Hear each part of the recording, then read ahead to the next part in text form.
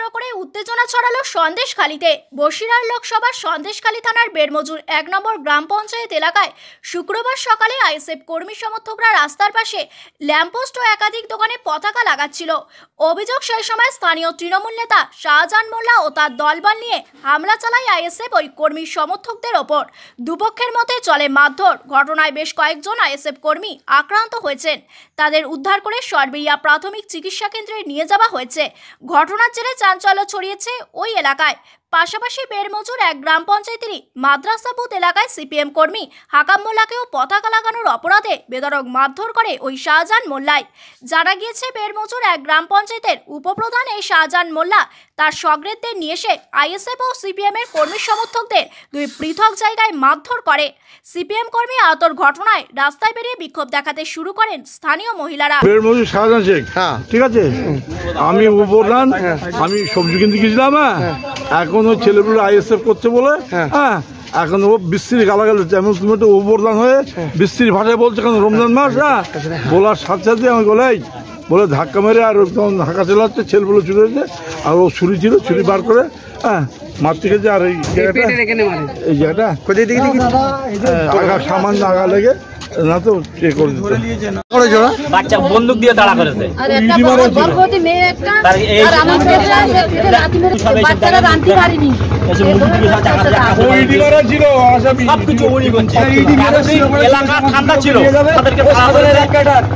এলাকা ঠান্ডা বলতে কিরকম দাদা বলে এখন ওই ছেলেগুলো আইএসএফ করছে বলে এখন ও বিশ্রী গালাগাল হচ্ছে। এমন তুমি একটা উপপ্রধান হয়ে বিশ্রী ভাষায় বলছে কেন? রমজান মাস বলার সাথে সাথে আমি বলে ধাক্কা মেরে আর ধাক্কা চালাচ্ছে, ছেলেগুলো চুরি হয়েছে। আর ও ছুরি ছিল, ছুরি বার করে মারতে গেছে। আর এই জায়গাটা সামান্য আগা লেগে না তো ছিল। আর পকেটে করে মেশিন নিয়ে এসছে, উড়ো উড়ো ফায়ার করতে। ওখানে বুঝতে পেরেছেন, পকেটে মেশিন এনে আমাদেরকে দেখাচ্ছে। একদম কথা বললে বসতে দিচ্ছে না। কে মেরেছে? কি নাম বললেন? শেখ শাহজাহান। শেখ বেড়মজুর 1 নম্বর গ্রাম পঞ্চায়েত। শাহজাহান শেখ ওর নাম। ওর বাবার নাম আশরাফ শেখ। ও কি পার্টি? ও টিএমসির উপপ্রধান। ওই বেলবুজির ইডি মারা ছিল। আমাদেরকে মেয়ে ছেলেকে তাড়িয়ে একদম আমরা সব টোটে করে আসলাম। এইসব অবস্থা, বাচ্চা বন্দুক দিয়ে তাড়া করেছে। ও ইডি মারা ছিল।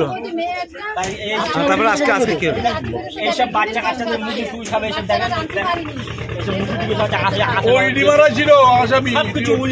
ইডি মেরে শুয়ে পড়েছিল যখন ওই সাজান বেড়মজুর বাড়ি। ও সাজানের এক কাটার বলতে কিরকম দাও ওনাকে বলুন। কি হয়েছে বলুন, কি হয়েছে? আব্বার মারতেছে না বাবা, আমার মেয়ে গর্ভবতী মেয়ে ঠেকা দিয়েছে। আমার এই বউ বৌমা আর আমার মেয়ে ঠেকা দিয়েছে। আমার মেয়ের পেটে বাচ্চা। ওই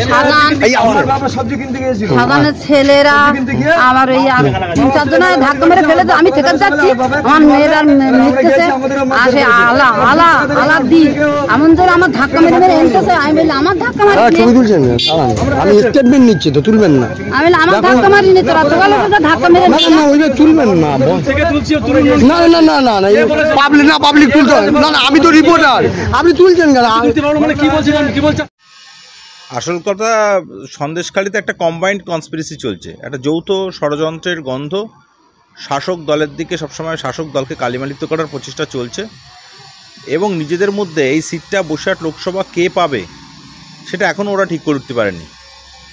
আইএসএফের ক্যান্ডিডেট একটা শুনেছিলাম, কিন্তু তিনি এখনও বিভিন্ন জায়গায় নিজেই সামিল হচ্ছেন না। এই সিটটা সিপিএম পাবে না কংগ্রেস পাবে না আইএসএফ পাবে, নিজেদের মধ্যে ঠিক হয়নি। নিজেরাই মারামারি করে মরছে। আর পশ্চিমবঙ্গে তো আপনারা জানেন, সব কিছু হলেই যত দোষ নন্দঘোষ। সব কিছু তৃণমূল কংগ্রেসকে কালিমালিপ্ত করার জন্যই এই প্রপাগান্ডাটা তারা ছড়াচ্ছে। এর সঙ্গে তৃণমূল কংগ্রেস কোনোভাবেই জড়িত না, কোনো কর্মীও জড়িত নয়। উপপ্রধান চুপকে সাজা না, এবার ছুরিলে আমার এই বাম সাইডে বাঁচছিল, শুনে একজন ধরে নেওয়ার পরে ছুরি আগা লেগে বাম সাইডে ইঞ্জুরি হয়ে গেছে, ঠিক আছে। আর আমাদের ছেলেমেয়ে থাকা থেকে তাদের মারধর, মেয়েদের মারধর।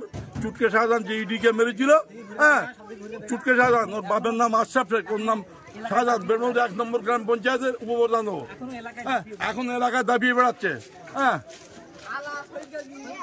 এবং আলা খাঁ, শহীদ গাজী, মালেক খাঁ, আরো অনেকে, জানু গাজী, সব এই সমস্ত সন্ত্রাস করতে লাগে। করেছে ওরা? বাচ্চা বন্দুক দিয়ে তাড়া করেছে। আর একটা বড় গর্ভবতী মেয়ে একটা তার এই আর আমাদের রাতি মেরে বাচ্চারা রান্তি পারিনি এসে মুরগি সব টাকা দিয়ে টাকা সবকিছু উনি করছে। এলাকা ঠান্ডা ছিল, তাদেরকে তাড়া করে এলাকা ঠান্ডা বলতে কিরকম দাদা বলে